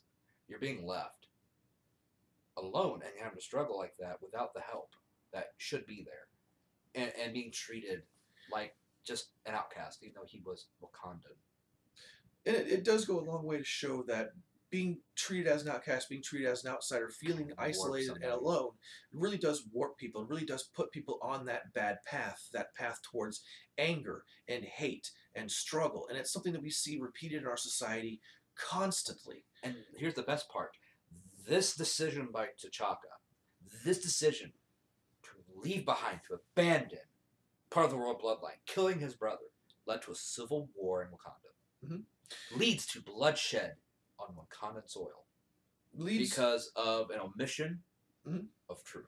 It leads to a member of his family basically becoming, a militant extremist. That's really what he is. Yeah. You know, he becomes very much in the same vein as the people that are currently trying to cause that kind of crap in today's world. He becomes not unlike your ISISes, not unlike your neo-Nazis going around marching and calling for war, not unlike any of these other hateful extremist groups that crop up everywhere. And they crop up, I believe, through similar means as to what happens to Killmonger. Not always, but often. But very often, it's someone that feels alone and isolated and rejected and pushed down and held down. That eventually someone comes along and says, "Hey, here's how you can avenge yourself upon the world." And someone who's hurting and feeling that pain is going to gravitate towards that need, that desire to make someone pay to validate their feelings. And in the end, he doesn't repent, really. No, not really. In the end, we have a really interesting and fun Black Panther versus Black Panther fight because they're both in suits at this point. Though you can tell them apart because purple and yellow. Yeah, he takes the flashier. Killmonger takes the flashier suit, gold-colored like necklace suit. Yeah. Whereas that T'Challa earlier in the thing kind of. It's a bit flashy. Yeah. I agree. I actually like the silver better. I do. Well, I've always been drawn more to silver than gold. I like gold in certain aspects, but when I get to this one, the silver and black. I will always choose silver. Gold and black's too common. The gold and black. That's a personal style thing for me. No, I agree. I'm just saying, like gold and black are very common aesthetics for a lot of things. Yeah. Whether it's gold as the accent or black as the accent, but with this one, the black and silver works a lot better. But it helps differentiate them during their fights because they have the kinetic build-up stuff, so you can tell them apart a little bit easier. Especially his kinetic field was purple, whereas Killmonger's was that gold. So basically, after a very nice knife to the chest by T'Challa to Killmonger, because that was the only way he's had to finish this fight. They start having a bit of a heart-to-heart and trying to understand each other. It almost made me cry. I'm not gonna lie. Yeah. It got me. Yeah, and T'Challa takes him with the dagger still embedded in his chest, takes him up to watch the sunset in Wakanda because his dad had told him that was one of the most beautiful sights. As a child, his father had promised that one day he would see the Wakandan sunset because it's unlike anything you've ever seen. So before Killmonger dies, T'Challa takes him up to a cliff opening and lets him sit out. And as he's slowly dying, he gets to witness that beautiful sunset over his homeland, over Wakanda. Now, here's the thing, though. T'Challa offers to save him. We can save you. About it. We can save you, so you can lock me up? No. If there's one thing, it's better to die free than live in bondage. And it says, bury me at sea. Bury me at sea with my people who came over on the boats, who chose. Yeah, who chose basically. It's such a good. It is, and then he pulls it out. A good speech. He pulls it out and basically collapses over dead. Yeah, he pulls it out, which causes him to basically bleed out because now it's an open wound and it's. Yeah, the other time it was still kind of staunched by the blade. You never pull out. Yeah, this is one time pulling out. If you have something sex jokes. If you have something stabbed into you, you want to leave it in until you get medical professionals to look at it because oftentimes that pressure is keeping the wound closed. So he opens the wound, allows himself to bleed out and die. Yeah, and it really is a heartfelt moment. And again, he doesn't repent No, He doesn't I don't reject get his the stances. I don't get the redemption arc I wanted to see with him. I'm But it actually was okay with still it. a powerful death, and it Yeah. was still a good death. It was a good character moment Yeah, for this villain who still believes in his stances, which stands by his which convictions. I don't agree with. But goddamn, do I feel for him? And do I I understand where he agree came with from? what he wanted was to help others.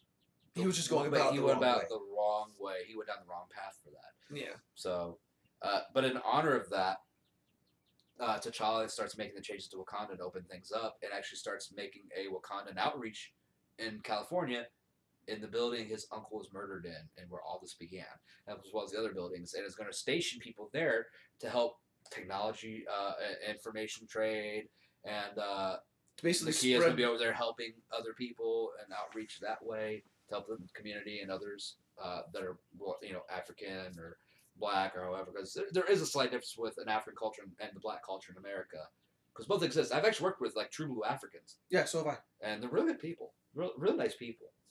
And then you have that kind of difference in viewpoints from black people raised in America, lived in America for generations, and Africans that come over. And there is a big difference between them. So that kind of outreach would be helpful in bridging that gap too, because there's a gap between being black and being African. Well, yeah, In the US too. a very similar gap exists between Americans and British people. It may not be as wide. There isn't as bad No. what do they call it, language barrier there, but there is still a definite difference between cultures. Society and culture, yeah, for sure. And I think, and maybe that's something I'm reading into it, but I think that kind of outreach with Wakanda would help bridge that kind of gap too. Maybe that was part of it, because you got to look at Killmonger. He's both Wakandan and American black, and he doesn't view himself as Wakandan in a lot of ways. He views himself as a black man in America, and what that entails. He very much saw his people as being any person of color. Yeah, he's a wayward son. Yeah, character. Yeah, he really is. To Killmonger, all people of color were his people, and everyone else was not. Yeah, was simply not. Even though he makes a statement that all life started here. I do love that they recognize that we have done a lot of genetic testing. We've done a lot of anthropological work to figure out that, I can't remember where it is, but I believe they said that all modern humans descend from a woman who lived in sub-Saharan Africa, mm-hmm. and then Homo sapiens kind of spread from there. Mm-hmm. Which I don't know if that was. It's genetic Eve, not a literal Eve. Yeah, but yeah, they found the genetic Eve, and it's a woman from sub-Saharan Africa, which means that we are all the children of Africa in some way or another. Yeah, and he mentions that, but then he differentiates it between not black isn't the same thing as my people. Which he brings it up and then makes the difference. It makes a differentiation, which is kind of where it gets into like the Nazi aspect I was talking about, where they're not Aryan, they're human, but they're not. Like even Jews. During this, there were white Jews, but they were still murdering white people. I have a hard time understanding. There's a weird standard for what Nazis feel is like white enough. It doesn't matter anyway. Any group based on hate cannot.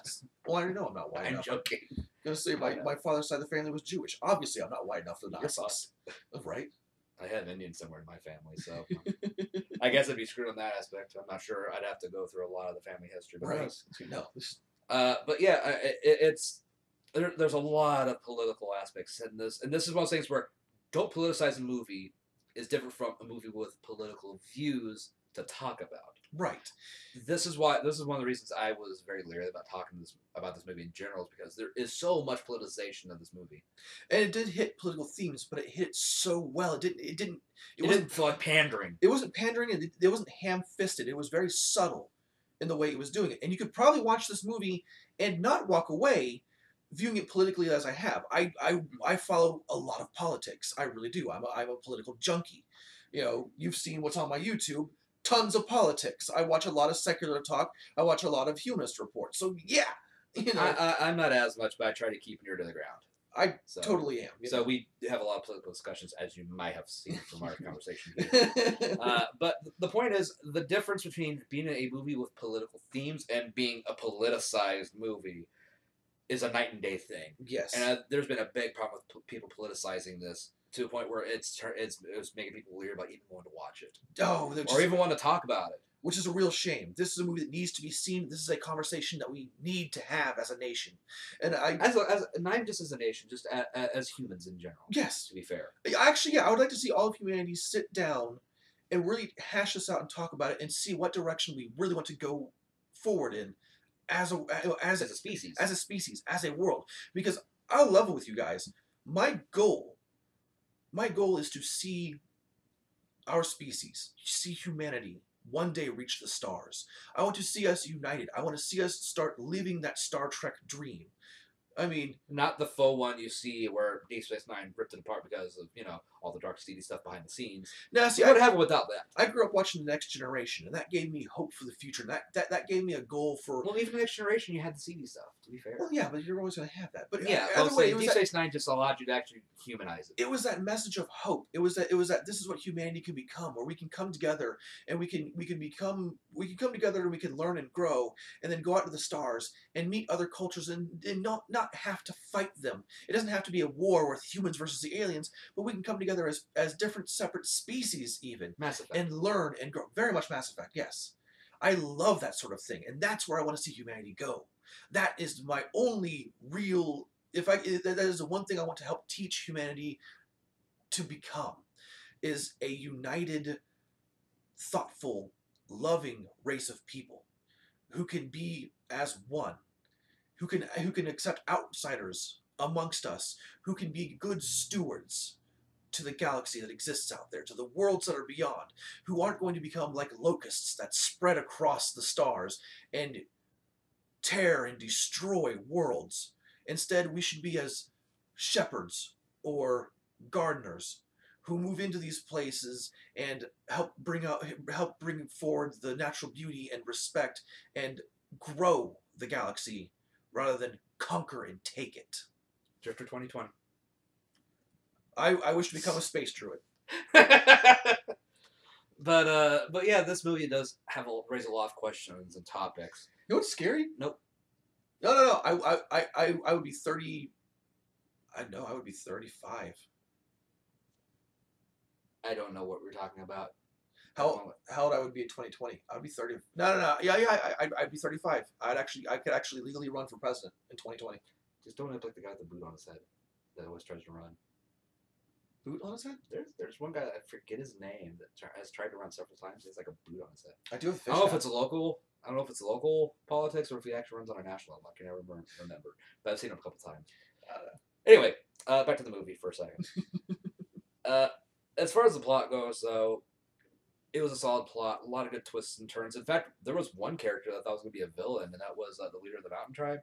Oh, yeah. I really kind of thought they were going to make him a villain. His name, and you'll forgive me for what. Because I started off not liking. Was it Umbaku? Umbaku. Mbaku. Umbaku. That's a fun name to say. It is. I knew it was a It's got that resonant Umbaku. Although I like it though. He basically it's the mountain tribe, and they're like basically based on gorillas. But he challenges. He's a good guy though. He is a decent guy. I love that bit where he threatens to eat the CIA guy, and the guy's like, "I'm kidding. We're vegetarians. We're vegetarians." It's like, yay! I love you, giant gorilla guy. Yeah, you're awesome. I wrote that he's going to be a big antagonist. Like he challenges T'Challa at the beginning of the movie for the throne, and it's like, yield, your people need you. Yeah, he's very much of a traditionalist mindset and whatnot, but he ends up being goes on the progressive good. Side. Yeah, I like his character. Like he didn't come off as evil. No, antagonistic for sure. Oh yeah, but definitely not evil. Like he has his aspects of respect and tradition and loyalty. Even if he does not consider himself part of the five tribes, because the mountain tribe kind of separates himself. Yeah. In the story, when you hear about the history of Wakanda, where they separate themselves, like he understands, and it's like he respects T'Challa for his viewpoints, and even saves his life later in the movie. So it was a life for a life kind of thing. So yeah. He's very much somebody that respects traditions and has general respect for righteous actions. And while you sit there and he just becomes a charming asshole. He does. I like him. I hope he comes back. Oh yeah, I want M'Baku and Okoye. Actually, I was like, can we have Okoye and M'Baku get together? Like, fuck border guy. Like these two get along great. They'd be awesome. Her kick-ass spear work and her like strong personality and his like big fuck off like ball mace motherfucking thing and his charming kind of like lighthearted personality. I think they get along great. I get the feeling I think they're too similar. I think they butt heads.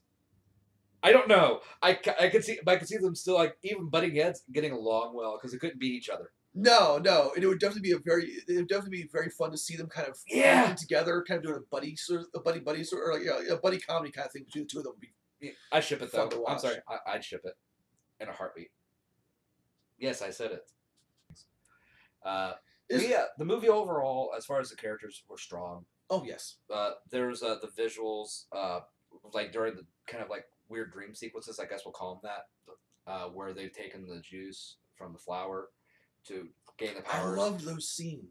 Like T'Challa's was in like it was like out in like on the savannah, out on like the savannah. Yeah, I guess that's what the term we'll use. Yeah. The savannah, yeah. And like a tree, and you have panthers sitting in it, and like the sunset's purple. You have an aurora borealis going on as well that has these nice pinks and purples all going through the air, and you it's have a very the dreamlike sunset. state.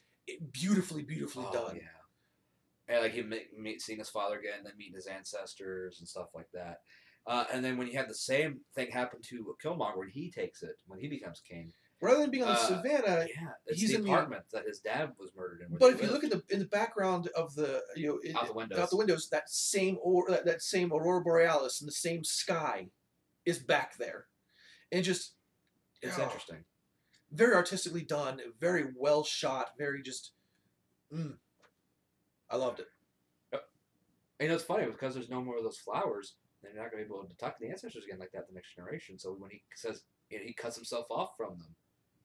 Like when he cuts himself from a traditional sense, he's cut off from him permanently. Otherwise, this is true. Actually, yeah, so that one goes a little deeper. Yeah. So yeah, there were a couple of flaws with the movie, not major ones. Oh no, these were cinematic flaws.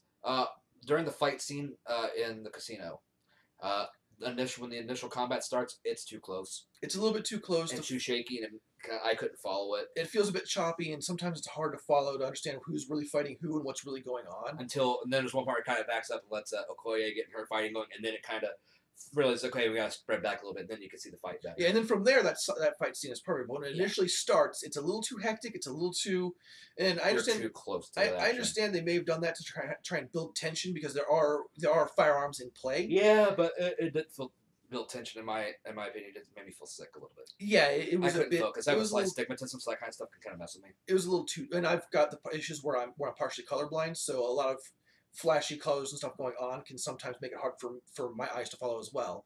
And this did feel a little choppy, a little hard for me to. And then another issue was there were some pacing issues in the third act. During the fight going on, the Civil War fight there, it keeps jumping between like the battle out in the field area and then the battle between T'Challa and Killmonger, where they're fighting on this like train ramp, and it's just jumping back and forth a bit too much. And I think that was probably they should stay with one a little longer and then jump over the other one, stay with it a little longer. There were really three battles they kept jump cutting to. There was the the field battle, the aerial fight where they're trying to stop the shipments from leaving Wakandan territory. That's right. And then the Black Panther versus Black Panther fight inside of the vibranium mines. And there was the bouncing back and forth between those three fights. Yeah, I honestly feel the flow up a bit. Yeah, it kind of hurt the final confrontation between T'Challa and Killmonger. I believe it didn't ruin it, but I believe it was to the detriment of the gravity of that fight. It weakens the third act a bit. Personally, we could have had the fight the like aerial fight be quicker, and not try to do this like artificial like. Drama where like he's going to fight because one of the ships cut away and it knows where the lab is and it's trying to blow up to the thing. He's on a time limit. It's like you could have done without that. Yeah. Again, you could have had him just do his pilot thing, get it done. A scene or two, get it out of the way, and not taking that long on it and going back to their fights. And again, even taking that out, the cut between the two fights on the ground and on the train track was still back and forth a little too much. Yeah. So they could have lengthened the parts and left them together there a little longer, and then split between them. I feel like we should have spent more time on each fight, and each fight should have been handled more kind of as its own thing rather than jumping between them. Yeah, a Because little bit. the fights were interesting. There was neat things going on. There were great concepts. Oh, sorry. It wasn't bad by any length, but I feel like it was the jumping between the three things all at once that made it start to feel Frantic. too frantic, too hectic, and kind of took away from the overall flow and gravitas of the situation. Agreed. So yeah, right there. That's really the majority of our nitpicks. I don't think there's much else I can think of. There's not a whole lot negative to Mild say. pacing issues and cinematic choices. That was about it. So I will say I didn't feel bored throughout at any point in the movie. No. Because that was one of my main complaints with the Last Jedi. Oh, Was the pacing was so off and bad in it that about halfway through the movie I'm sitting here going, can we get on with it? And this movie did not feel that way at all. But thank you for reminding me I had a tangent to go on. Hey, Ryan Johnson. This is how you do a theme of burning down the past to make way for the future. Yes. This is how you fucking do it, you cheap ass fucking writer, you hack. Because the shit you tried to do is break down the past with the Jedi and Luke and the hero aspect and the stories, and we gotta tear it all down, build this future. This movie knows how to do that theme perfectly. T'Challa was disenfranchised with his father for one mistake. It was a big mistake, and it led to a lot of bloodshed. And it led to him throwing away the past and the traditions and bringing Wakanda to a new future. This movie, who did this movie? I need to see who wrote this movie. So actually, yeah, one second. Interested in I'm doing this because they deserve recognition. They do. So Ryan Coogler and Joe Robert Cole. Great job. You guys deserve the credit. And I'm going to give the director, it was Ryan Coogler. So again, like Ryan Johnson, he had something to do with the writing. Good job. You guys did fantastic. You knew how to handle your themes. You knew how to do this right. Thank you. I would happily let you guys direct and do the screenplay for some stuff I've written. Dude, come back and write again. Anything. Oh, yes. I don't care. You guys, great job. Great job. Ryan Johnson, learn something. And fuck you. Fuck you for trying to fuck up Star Wars to try to build some kind of false bullshit change. And to the detriment of the franchise. This introduced a bunch of stuff and a history and a past and traditions in one movie and tried to change them in a way that felt organic. You tried to fit a square peg in a round hole and say, look, it fits so perfectly. Fuck you, Ryan Johnson.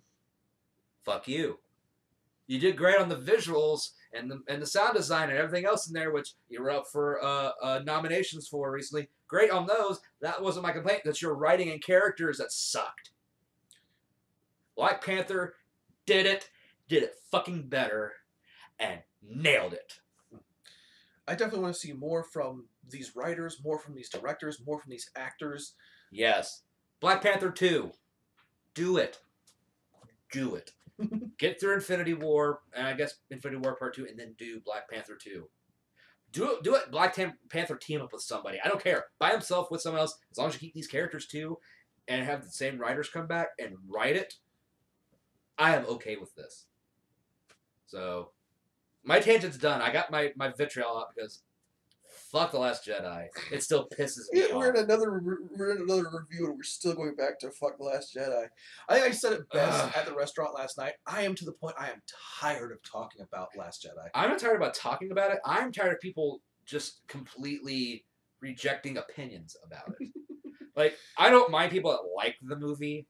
I mind people that said I can't not like the movie. That I can't complain about it or find fault with it. That I hate it for... Maybe it's because I am afraid of powerful women. Fuck you. This movie has strong women and does it right. Oh, yeah. These are how you do a Rey character. These are how you do women that have agency, that have a purpose, a motive, have drive. They are characters second and people first. You had it reversed in your movie. They had it right. And I am excited to see where they go with this. So hopefully, Abrams can fix what you fucked up. And hopefully, this movie does well enough to get a sequel at the very least, we can see more Black Panther in the future and more of his crew. Mm-hmm. Because fuck, do we deserve to see more of that good shit? We have earned it. As fans of the Marvel franchise, we've earned more good writing like this. I'm impressed that they've managed to attract that level of talent and dedication Yes. to telling, especially because this was a storyline. This was a topic that could have gone wrong in so many Oh ways. yeah, they had a tightrope to walk and they nailed it. Oh yeah, with precision. this could have gone horribly wrong in so many ways, in so many different directions, and at so many opportunities. And I feel they held true, and they tackled it with a dignity, with a respect, and with an aplomb that it I can't praise it enough. The poise is there. Mm. So, spoilers are done for those of you that are coming back.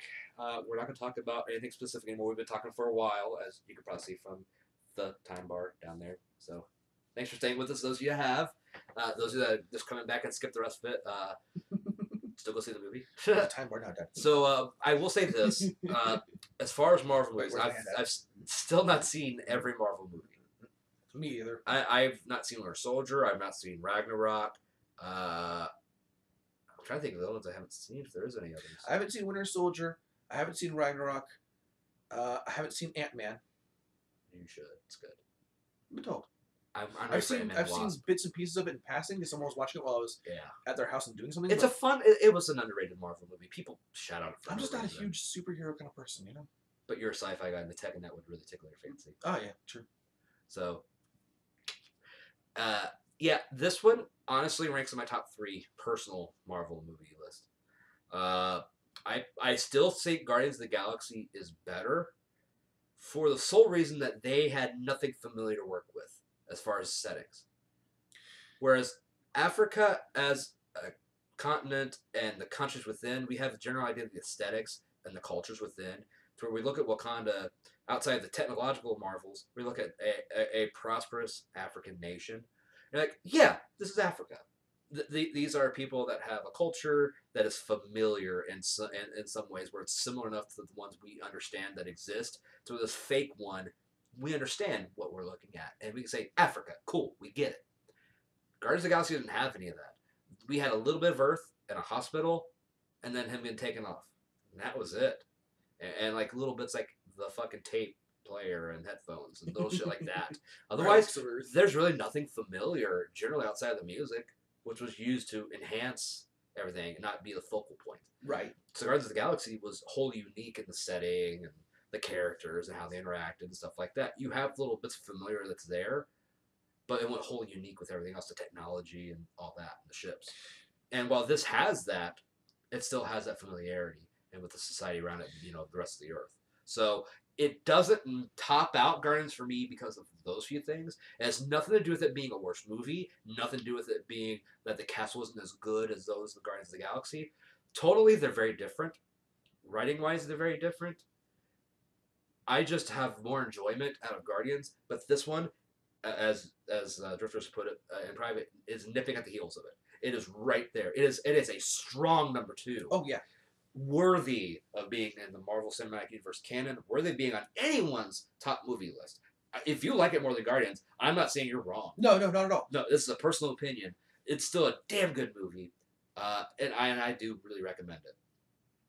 So, oh yeah. Honestly, I agree with you. I enjoyed Guardians a little more, but then again, I'm a sci-fi nerd. That's where I come from. Aliens and ships. Yeah, and this is more of a pseudo space opera sort of kind of thing I generally get into. So that, and it was a bit more lighter, lighter in tone and presentation, which we really need a lot anymore. Which is something that I like a lot more too. I'm a comedy writer. In particular, so that's more in line with my thinking and the way I do things. That, you know, so I enjoy the 2 films, but I enjoy them very differently. Yes. You know, Guardians of the Galaxy is a very fun, very happy romp through space, whereas Black Panther is a very thought-provoking, very intellectually stimulating movie. While still being fun. While still being extremely fun. It has its lighthearted moments, but they're interwoven nicely, whereas some of the other Marvel movies they try to be funny a little too often. This is a much more serious movie in tone and structure, and I love it for it. Yeah, it has its moments of levity, but it has heart. Yes, and it has meaning and purpose, and it shows it, mm-hmm. and it doesn't shy from it. No, not at all. So yeah. I will say one thing of this movie is it was definitely not shy about a lot of things. Yeah, so which I love it for that. I mean, yes, I do too. So I think we better get to scoring. We've been making people wait long enough. I'll let you go first. I'll put this on you first. I am terrible when it comes to. Is it just an out of 5? Out of 5? It's a 1 to 5 star thing. You can do halves if you're that uncomfortable. Honestly, it's up there. It's almost absolutely perfect. It's very close. So I'm tempted to give it a 5 out of 5. 4.5 out of 5 might be a little more fair because there were a few little a few things in cinematography I didn't care for. There were some times where I felt some scenes were a bit too dark and hard for me to see, but that could, of course, again, be a colorblind thing. But remember, a 5 is the closest to perfect you can get because there's no such thing as a perfect movie. Right. And honestly, if I think I was going to ever give a movie 5 out of 5, it would be this movie. It's close enough that I think it's in that running. It's somewhere in the 4.5 to 4.75 to 5 out of 5 range, if not just straight up 5 out of 5. Yeah. So I think I'm gonna waffle right there, teetering on the edge. 4.5. 4.5 out of 5. 4.5. 4.5 stars out of 5. Yeah, 4.5 stars out of 5. But I'm definitely leaning towards that 5, and part of me wants to give it the full 5. And I honestly think after watching a few more times, if I catch more subtleties in there, it'll probably grow me to the point where I want to go back and be like, you know what, this was a 5. I was being too timid with my scoring, you know? Yeah, I can understand that. Well, how do you feel? Well, here's the thing. I actually cannot remember what I scored Guardians, even though I ranked Guardians higher. I only got to watch Guardians 2 with you. Yeah. So I didn't get. No, you watched one with me here. Yeah, but I didn't get to review it with you. Well, no, because this was years ago. So I never scored it. I know. I don't remember what I scored. Is what I'm saying. I know. So I do think Guardians is better. Again, this was years ago at this point, and I've grown as a person even for those few years. The reasons I like Guardians are different from what maybe I did then, and they were a lot more shallow. Plus, I was my scoring aspect was in the mindset of movies I'd seen up to that point, and things that still get better over time. So I'm right around with the same where you are, the 4.5 to 5 range. Okay. And I'm right in that waffle part. Do I want to give it that 5? Are there movies out there that I consider better than that, though, too? Because I have to look at movies outside of just the Marvel movies, too. Right. Yeah, that's really where I'm sitting at. Look at 2 of my favorite movies of all time, Empire Strikes Back and Wrath of Khan. They're both thematically strong movies, artistically strong movies, directorially strong. Design, music, everything is on point for those 2 movies. I believe Black Panther can stand among them. Oh, I agree. It's just, whereas like some of my favorite movies, I'd be like, and not even just that. There's other movies that I love just as much, like Blazing Saddles. Such a great movie. One of the best comedies ever so made. Hard to show to children. Just like, no. I've avoided that. My kids watch Mel Brooks movies, except for that one and like 1 or 2 others. But that movie is still so thematic aspects. That movie is still so good, though. It is, but again, and then like Hot Fuzz, another one of my favorite movies. These are movies that I go to time and time again, and it's like best movie. Love these movies, top movies of all time for me, and Black Panther's in that category, and I'm like, where do I number this now? Like, do the 4.5 or 5? And I feel some people might think if I do 4.5, I'm cheating it out. That's the thing. I almost feel like I almost feel like I am because it. But it's putting it amongst all movies. Like amongst Marvel movies, it's definitely in that top range. Amongst all movies, it's up there. But is it a 5? And I think I kind of agree that maybe 4.5 is the best way to go because it's near perfection in a lot of ways, but not perfect. So yeah, I'll give it a 4.5, but I'll be honest with you, I feel bad about it because I feel like it may have earned the 5 out of 5, and I just haven't realized it yet. Maybe I think that's kind of where I'm at too with it, where it's just it'd take a lot of time to really sit back and compare it to all of my favorite movies that I would give 5s to. It's a movie I'm gonna have to watch again before I make a final decision on that. But for now, for this review, I think I will go with a conservative 4 out of 5, but understand. You mean conservative 4.5 out of 5. Yeah, I'm sorry, 4.5 out of 5, but understand that it is. It's knocking the door. It is knocking the door of 5.5, and I am 5.5. These are going over the 5 limit. It's over 9,000. It's over 9. It is knocking on the door of 5 out of 5, and I am very, very tempted to let it in. Yeah, I'm right there too. So it's tentative 4.5 all around for both of us, but high recommendations. Go see it. You need to Watch. If you're a Marvel movie. fan, if you're a fan of superheroes or tech-based movies, sci-fi, whatever, or just damn good movies, this is one to go see for sure.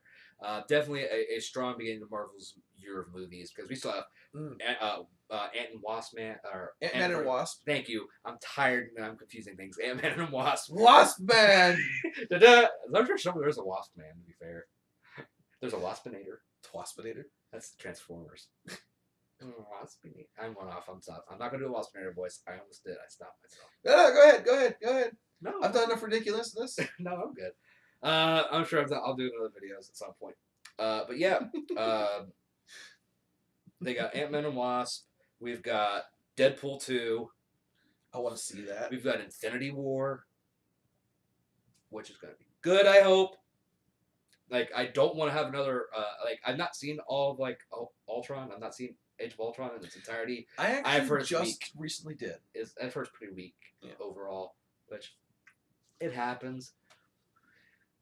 So I'm hoping for more Avengers 1 than Avengers 2. But I'm really hoping for Civil War than Avengers 1 even. Because Civil War was a damn good movie. As far as an ensemble cast. Which is exactly what Infinity War is going to be. It's ensemble, so. It's going to be a good year for you, hopefully, Marvel. Don't DC this. DC's problem, I think, in this realm is Warner Brothers, yes. Well, the fact that they keep trying to go with this dark, gritty realism is Warner Brothers, yes. In a time in which we need a bit more of a lighter... We're trying to escape from the dark, gritty realism that is our real world right now. I still go back to my point of Warner Brothers being the problem. Warner Brothers is the problem with a lot of things, like the video game industry right now. So they're the problem in the film industry. Yeah. Because they're idiots. Well, Universal didn't do much better. I mean, you saw the fucking bits of The Mummy. Yeah, they're corporate. God, that was terrible. They're corporate, which means they don't want to take risks, which means that they've got a formula and they want to use that formula. Disney, keep letting Marvel do what it's supposed to do. No, yeah, don't. You've made the right decision in most of this to let them just do whatever. That's not always perfect. It's not always great. Sometimes it's mediocre or bad or Dark World. But you've let them do their thing, and they've done well. They have prospered. Let Star Wars do the same thing, please. Why did you give Rian Johnson a trilogy? Fuck you, Disney. I've never had much faith in Disney, to be honest with you. I have faith in Disney in certain ways. I'm not going to deny that. Because Disney has a good track record overall outside of a few time periods. As far as putting out good product. You don't like musical stuff, so I understand why you don't get it. I like my music stuff.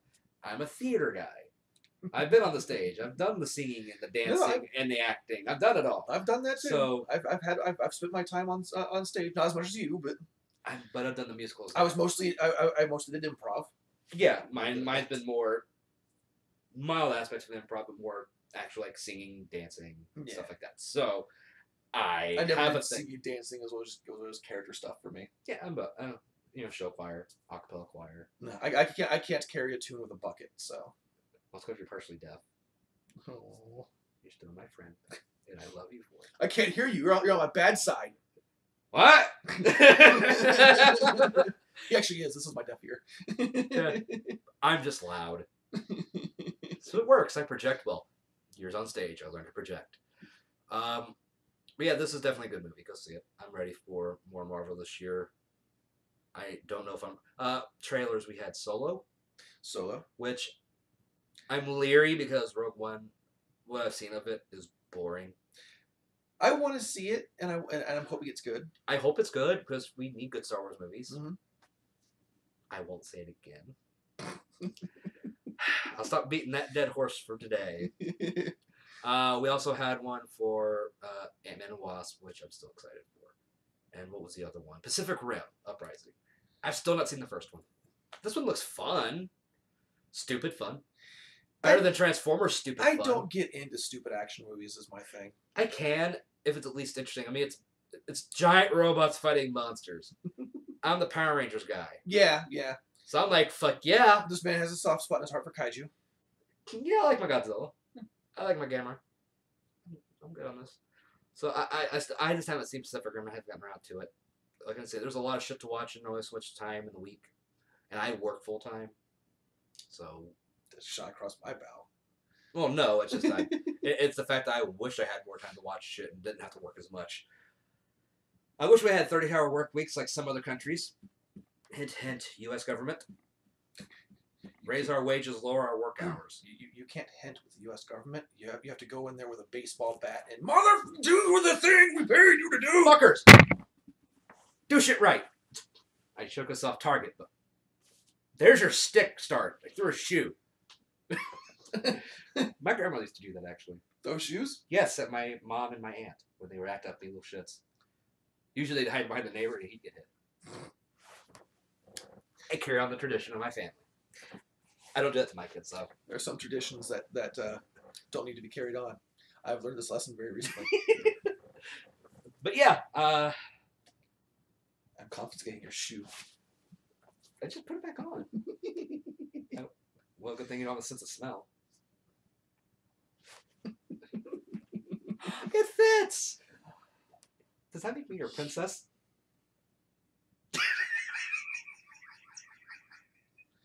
Just imagining you in a... There's a lot to unbox. Just imagining you in a fluffy ball gown now. And you know what? I've been in a pink dress. I'm into it. I've been in a pink dress. This ain't new. Alright, we better end. This is already going, I don't know how long because I can't see it from here. But, thanks for joining us on this episode of Real to Real. We've been absent a lot. Life happens. There's been some stuff that's going to be discussed at some point in the near future when the time is right. My fault. It's not a fault. It's just situations. Yeah, but something that will be discussed in the near future that when Drifter feels comfortable talking about it. And me, it's just been, I was sick for a week for a while. It wasn't flu related, luckily, but it was pretty bad. There has been some really nasty. Yeah, you've been sick. I've been sick. It's been bad. We've been trying to get back into doing stuff. We just haven't had time because work for me and you've been dealing with personal stuff and illness. So a lot of medical stuff, a lot of personal. Trying to get more stuff out to you guys. And I know I said this last time. It's been hectic as shit. So we apologize for that, and thank you for coming and joining and suffering through us for this very long discussion of Black Panther, but a movie worth talking about. Mm-hmm. So, yeah. So until next time, I'm Zandrous. And I'm Drifter. We'll see you in the next one. Go see this movie. Later, guys.